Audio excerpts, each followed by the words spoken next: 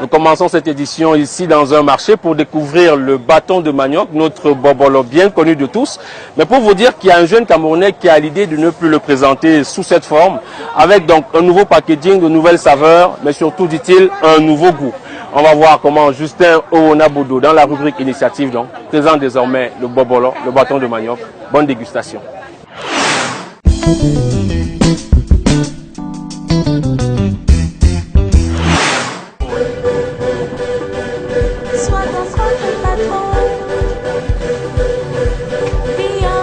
Bonjour, bienvenue à l'équipe de carrière. Je suis Justin Owonabodo, l'un des promoteurs de Elma Agro-Industrie. Je vais vous présenter mon équipe. Nous sommes ici à l'atelier de fabrication. Là, c'est la responsable de la production. Elle s'appelle Bernadette. Là, vous avez monsieur Paten qui s'occupe du conditionnement. Monsieur Tonien, qui est le coordonnateur de nos activités. Ici, c'est la première étape, c'est-à-dire le broyage de la pâte. Ici, nous sommes à la salle de défibrage où le manioc est proprement traité. Parce que ce que vous devez savoir, c'est que les racines de manioc contiennent un acide qui est très dangereux. Cet acide s'appelle l'acide cyanhydrique. Et généralement, dans le process traditionnel, on n'évacue pas totalement cet acide. C'est ce qui fait souvent que parfois nous avons des odeurs, nous avons un certain goût, la couleur qui change. Dans cette phase-ci, ce poison est totalement éliminé et cela passe par plusieurs lavages successifs. Au cours de ces lavages, on retire les fibres et on élimine totalement le poison en recueillant l'amidon. Le précieux don sommet en toi.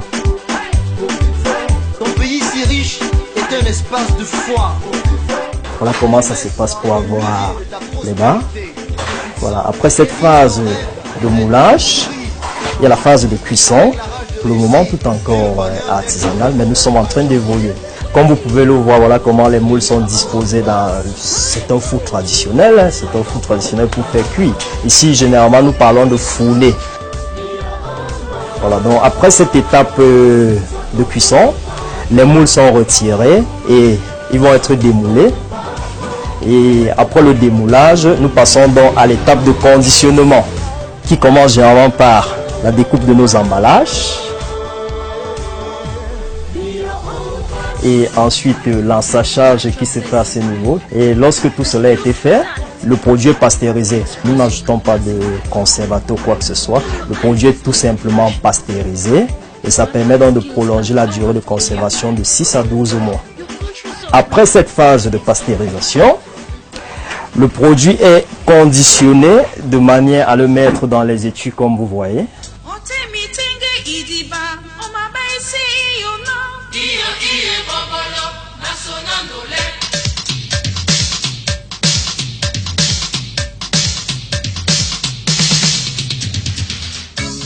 Elma Agro-Industrie, c'est plusieurs personnes qui se sont réunies pour mettre cela sur pied.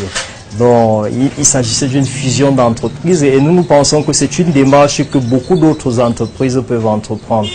Parce que généralement, on n'a pas tous les capitaux dont on a besoin. D'autres aussi ont peut-être d'autres choses dont on en a. Et lorsqu'on fusionne, ça donne quelque chose comme ce que nous sommes en train de vivre avec Elma Agro-Industrie.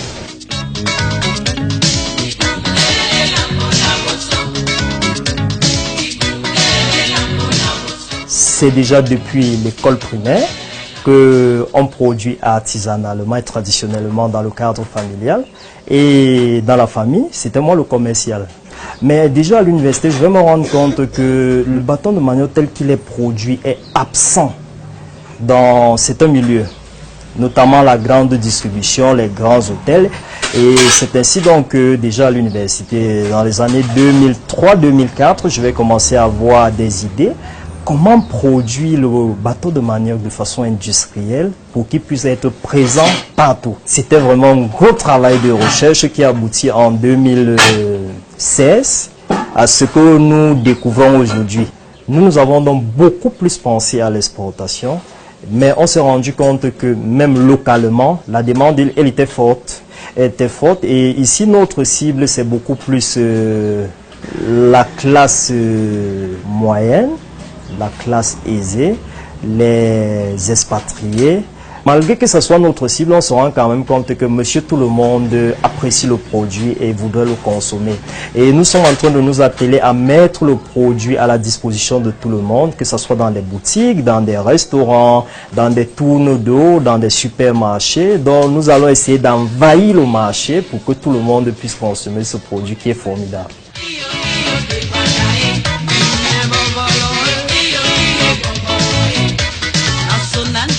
Dans les supermarchés, vous les retrouvez à 500 francs, toutes taxes comprises. Donc, nous avons prévu de baisser progressivement au fur et à mesure que nous allons monter notre capacité de production. Nous allons baisser le coût. Le produit pourra même revenir à monsieur tout le monde à 250. Et grâce aux réseaux sociaux, nous avons beaucoup de consommateurs qui passent des commandes et sont livrés directement sur place.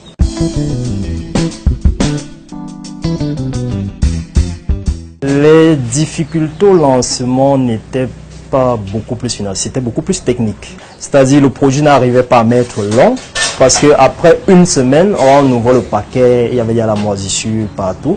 Et maintenant, les technologies qu'on avait développées pour faire cette production ne pouvaient pas s'acquérir localement, mais nous avons forcé et il s'est avéré que cette technologie ne nous permettait pas d'être performants au niveau de la production.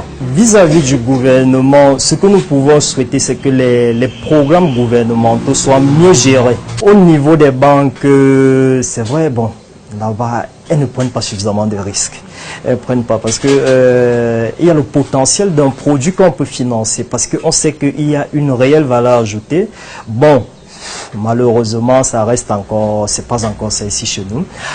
Quant à nos clients, ce que nous attendons d'eux, c'est qu'ils sachent que le produit il est 100% camerounais.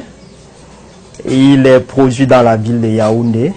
La matière première utilisée, c'est du manioc et c'est pas du plastique comme on a entendu.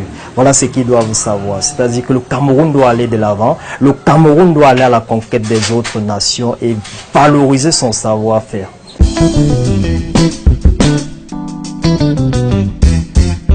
Dans notre démarche, nous avons diversifié nos produits. Aujourd'hui, Elma Agro-Industrie, c'est pas seulement du bobolo. Ce sont aussi des produits dérivés du cacao, à savoir le beurre de cacao conditionné en petits pots, le sucre de cacao qui est un produit très intéressant pour ceux qui souffrent du diabète. Et nous avons la poudre de cacao aussi que nous vendons pour le petit déjeuner. Voilà les produits sur lesquels nous sommes actuellement et dont nous sommes en train de mettre tout en œuvre pour les porter à un niveau un peu plus haut.